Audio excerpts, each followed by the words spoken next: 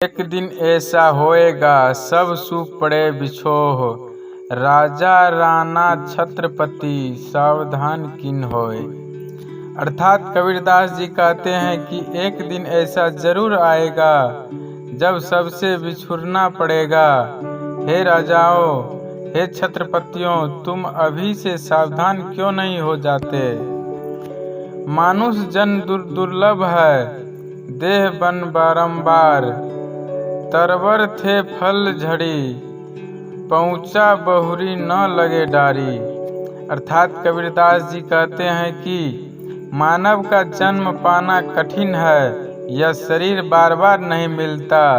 जो फल वृक्ष के नीचे गिर पड़ता है वह पुनः उनकी डाली पर नहीं लगता है।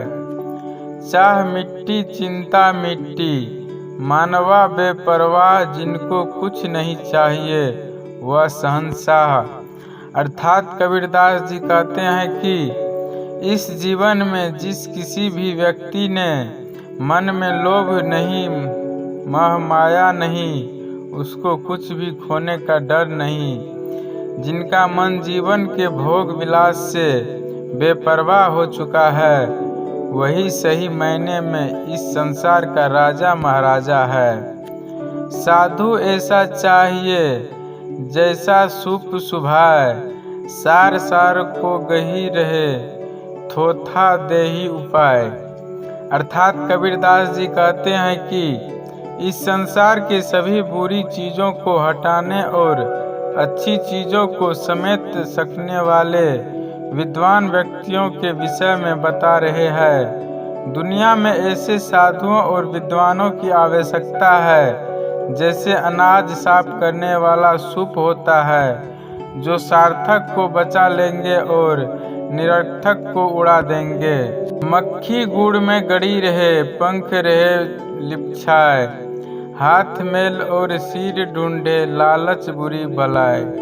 अर्थात कबीरदास जी कहते हैं कि मक्खी गुड़ खाने की लालच में झट से जागकर गुड़ पर बैठ जाता है, परंतु उसे लालच मन के कारण यह भी याद नहीं रहता कि गुड़ में वह चिपक भी सकती है और बैठते ही वह चिपक जाती है और मर जाती है। उसी प्रकार लालच मनुष्य को भी किस कदर बर्बाद कर सकती है वह सोचना भी मुश्किल है। कबीर संगत साधु की निज प्रति कीजिए जाए, दुर्मति दुर्बहावासी, देसी सुमति बचाए। अर्थात कबीरदास जी कहते हैं कि सकारात्मक विचारों के पास रहने से किस प्रकार जीवन में सकारात्मक सोच और विचार हम ला सकते हैं, उसको समझाना और प्रतिदिन जाकर संतों विद्वानों की संगति करो।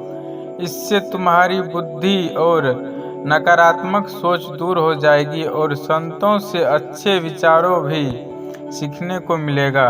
जाति न पूछो साधु की, पूछ लीजिए ज्ञान, मोल करो तलवार का, पड़ा रहन दो म्यान। अर्थात कबीरदास जी कहते हैं कि लोगों की जाति पाति के भेदभाव को छोड़ यहाँ से ज्ञान मिले वहाँ से ज्ञान बटोरने की बात की है।